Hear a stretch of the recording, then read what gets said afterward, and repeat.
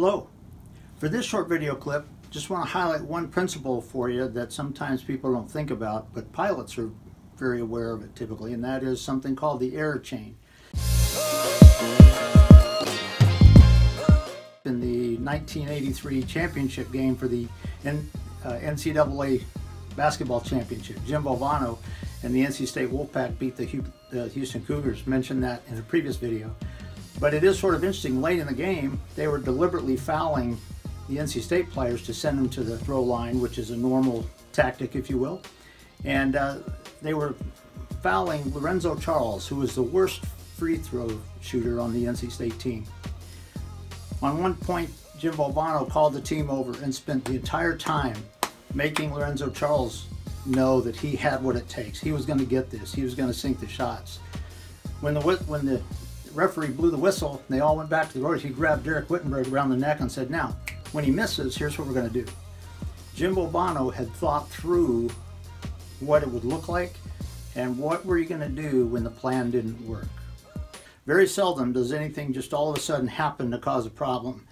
Very often there's a sequence of steps, a sequence of events, links in the chain, if you will, which either prepared for that to happen or prevented you from being ready for it when the time occurred.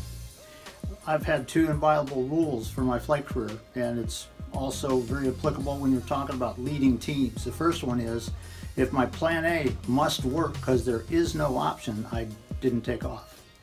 Secondly, if the last 10 minutes of this flight kind of read like the first paragraph in an accident report, I changed something. How many times have I perhaps broken the error chain without even realizing it?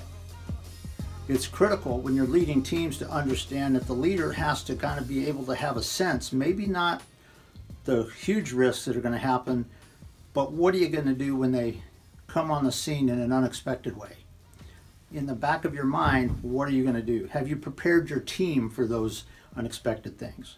It's this aspect that when you're leading teams in a rapidly changing environment that must be at play. Not only must the leader have that insight, doesn't mean you always have to know the plan necessarily and what it should change to, but at least what's going to be the worst thing that happens today. If it starts going down that road, what are we going to do about it? And that is key when you're leading teams in this changing environment. All of us have more potential than we're currently using. Our vision at Coaching for Relevance is to bring freedom to potential in all those across my path.